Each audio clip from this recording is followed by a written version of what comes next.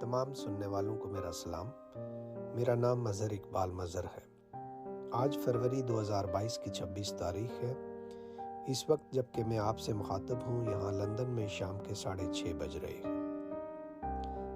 محترم سامعین، حال ہی میں شائع ہونے والی نصرت نسیم صاحبہ کی کتاب بیتے ہوئے کچھ دن ایسے ہیں کے حوالے سے میں نے ایک تاثراتی تحریر قلم بند کی ہے، جسے آپ کی سماعتوں کی نظر کرنا چاہتا ہوں۔ نصرت نسیم نے اس کتاب کا پہلا لفظ لکھا تو حرف تشکر۔ ابتدا اس ذات کی حمد و ثنا سے کی جس نے قلم و کرتاس سے ان کا ہی نہیں بلکہ رہتی دنیا تک ہر تخلیق کار کا ناطہ جوڑنا ہے۔ دل شکر کے جذبات سے لبریز اور سراپائے عجز و انکسار۔ یہ ہے ابتدائی تعارف اس خوبصورت شخصیت کا جس کے قلم سے لکھی گئی کتاب بیتے ہوئے کچھ دن ایسے ہیں کو Press for Peace Foundation UK نے شائع کیا ہے۔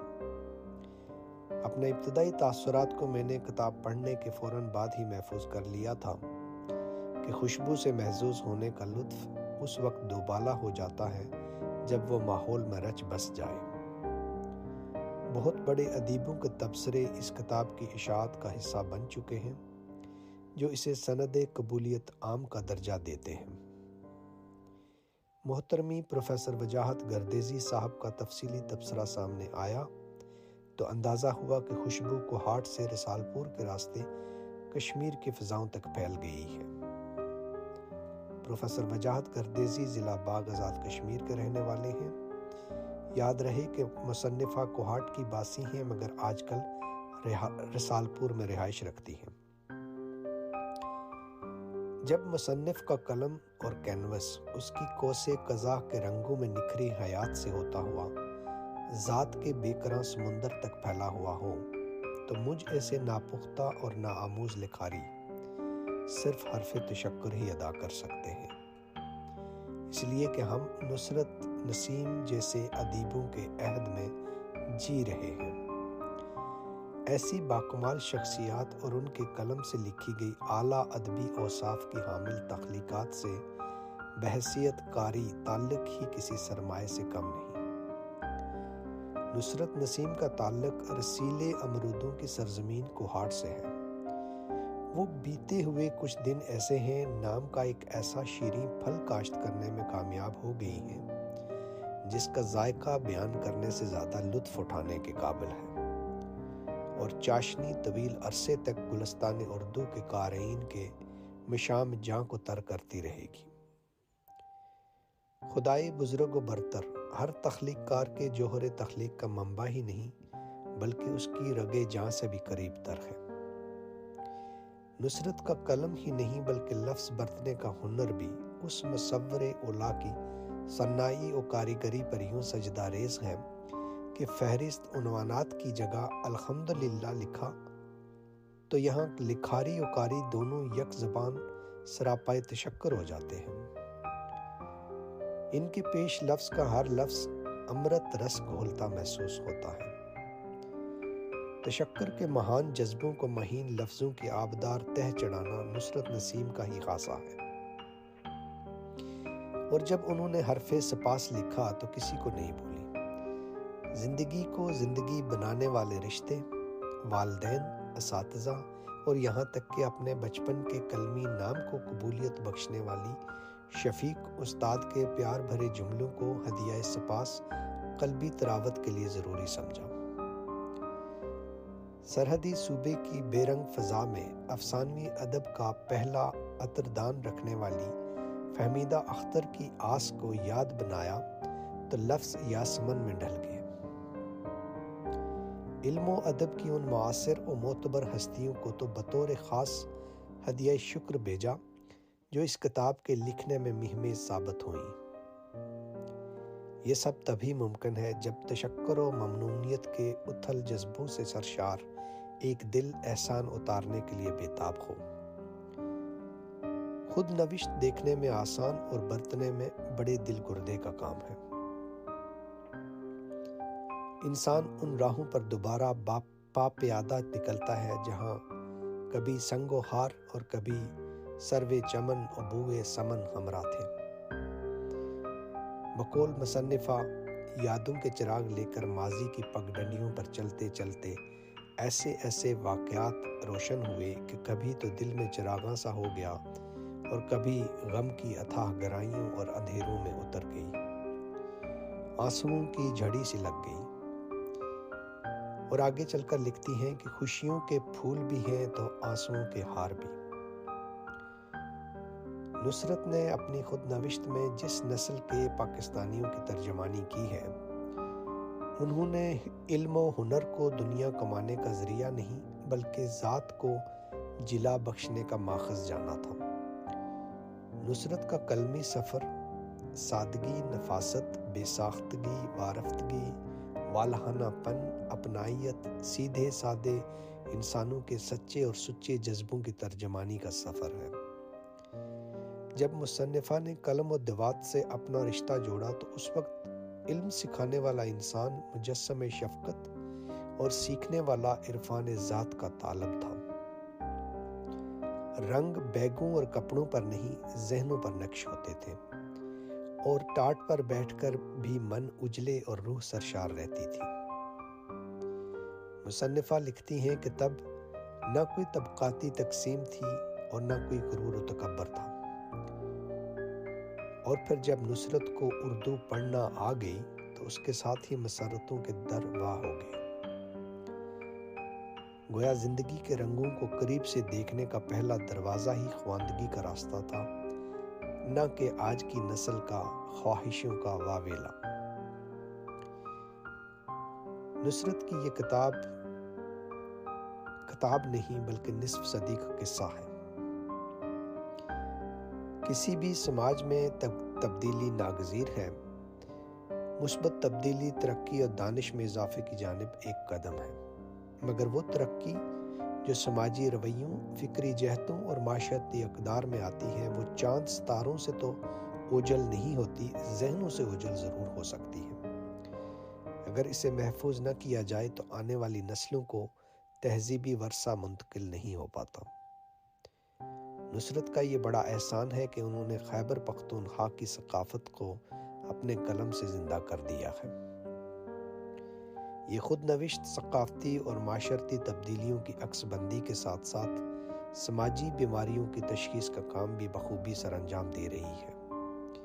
ہمارا بچپن کیا تھا اور اب یہ کیا ہو گیا ہے، اس کا ذکر اس کتاب میں یوں ملتا ہے: کپڑے بے حساب، کھلونے بے شمار، مہنگے برگر اور پیزے، طرح طرح کی آئس کریمز، مگر بچے پھر بھی اکثر ناخوش، بور ہو رہے ہیں کی تکرار۔ بچوں میں نفسیاتی مسائل میں اضافہ دیکھ کر حیرت ہوتی ہے۔ پہلے کم سہولتوں میں بچے خوش باش نظر آتے تھے اور اب شاید چیزوں کی کثرت نے ان کی قدر و قیمت گنوا دی ہے۔ خود نوشت پر ایک الزام یہ بھی لگتا رہا ہے کہ یہ واحد صنف ادب ہے جو لکھاری کو من گھڑت باتوں پر اکساتی ہے، مگر نصرت کی کہانی وہ کہانی نہیں جو من گھڑت ہو۔ یہ قصے، کہانیوں اور پرستان کی باتیں نہیں بلکہ جیتے جاگتے کھاتے پیتے انسانوں کی بپتا ہے۔ یہ کتاب بار بار پڑھے جانے کے قابل ہے۔ یہ جس نسل کی داستان ہے اسے وقت کی قید میں مقید ہو جانا اچھا لگتا تھا۔ اس کا گزرتا ہوا ہر لمحہ زندگی سے بھرپور ہوتا تھا۔ نصرت ایک جگہ لکھتی ہیں: کاپی پر تاریخ لکھتے لکھتے تھک جاتے، سال ختم ہونے میں نہ آتا، اب تو جیسے وقت کو پر لگ گئے ہیں۔ اسی طرح شائستگی، وزاداری اور پردہ داری محض اخلاقی فرائض سے نہیں بلکہ خوبصورت تہذیبی رنگ لیے ہوئے تھے۔ اپنے شہر میں کہیں جانا ہوتا تو تانگے پر پردے لگائے جاتے تھے۔ گویا نصرت کے خیال میں جیسے روایات معدوم ہو رہی ہیں، ایسے ہی ہمارے کھانے پینے، پہننے اور اوڑھنے کے اطوار بھی بدل رہے ہیں۔ اب خورد و نوش کے لوازمات کی فہرستیں طویل ہوتی جا رہی ہیں، مگر وہ سواد اور مزہ جو وہ گرم گرم دانے گڑ کی ڈلی کے ساتھ کھاتے اور چائے کا ایک گھونٹ بھرتے ہوئے لیتی تھیں، اس ذائقے کی حلاوت آج صرف چشم تصور کے راستے ہی محسوس کی جا سکتی ہے۔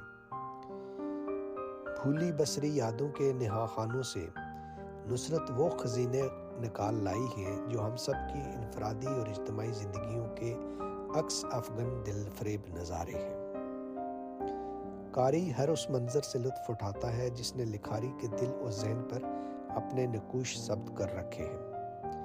اس آپ بیتی کے اندر جگ بیتی کو پڑھتے ہوئے بارہا آپ کسی منظر، واقعے، کہانی اور موڑ پر خود بھی کہیں سے جھانک رہے ہوتے ہیں۔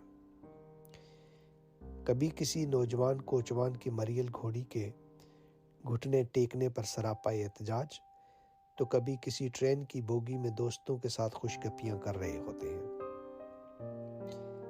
یہ کسی بھی ادیب کے قلم کی وہ تاثیر اور معراج ہے جو بہت کم لکھنے والوں کو نصیب ہوتی ہے، کہ قاری کا ذہن ہی نہیں دل بھی تحریر کے ساتھ اچھلنے مچلنے لگے۔ نصرت نسیم نے اپنی یکتا و بے مثال یادداشتوں کو حافظے کی قوت سے یاد نگاری کے ایسے قالب میں ڈالا ہے کہ کہانی، ناول، افسانہ، سرگزشت، خود نوشت، جگ بیتی، آپ بیتی، سفر نامہ اور دیگر بے شمار اصناف کے رنگ جا بجا بکھرے دکھائی دیتے ہیں۔ کتاب کی اشاعت کا حصہ بننے والے تبصروں میں نصرت کے کام کے حوالے سے نسائی ادب کی اصطلاح کا استعمال بھی ہوا ہے۔ اگرچہ نصرت کی خود نوشت میں بکھرے واقعات میں عورت کے عمومی خاندانی مقام و مرتبے، طرز فکر، مشاغل، دلچسپیوں، محسوسات اور خواہشات کا تذکرہ بار بار ملتا ہے، یہ تصنیف کسی بھی لحاظ سے کلی طور پر نسائی رنگ میں رنگی ہوئی نہیں ہے، بلکہ ہر لحاظ سے خود نوشت کے بڑے قلمکاروں کی صف میں جگہ بناتی ہوئی نظر آتی ہے۔ آپ مرد کی دوربین آنکھ سے معاشرے کو دیکھیں یا عورت کی باریک بین نگاہ سے، ہونا تو یہ چاہیے کہ ہم اس پر نظر ڈالیں جو ہمیں دکھایا جا رہا ہے۔ منظر نگاری کیسے ہوئی ہے، مشاہدہ معروضی انداز لیے ہے یا معکوسی طرز استدلال۔ آپ بیتی کی جزیات نگاری اپنی ہی ذات کا ایکسرے ہوتا ہے۔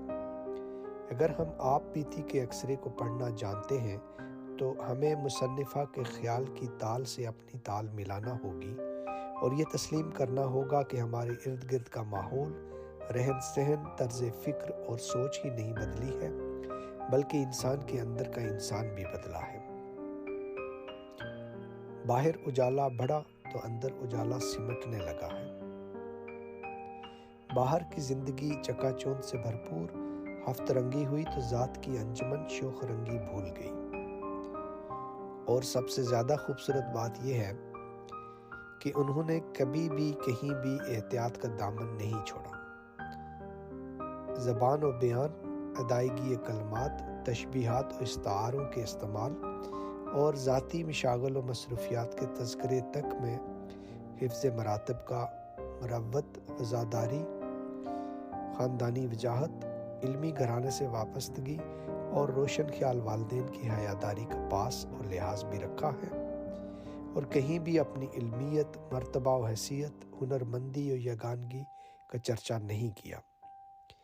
جو واقعہ ویسا تھا، جیسا تھا ویسا ہی انہوں نے بیان کیا ہے، جو برتاؤ جیسا تھا اور جو مقام جیسا تھا ویسا ہی سیدھے سادے مگر دل پر اثر کرنے والے لفظوں میں یوں بیان کیا ہے کہ کتاب میں دلچسپی اختتام تک برقرار رہتی ہے۔ مصنفہ کو مبارک ہو کہ ان کا علم بھی بلند ہو چکا ہے اور قلم بھی بلندیوں کو چھو رہا ہے۔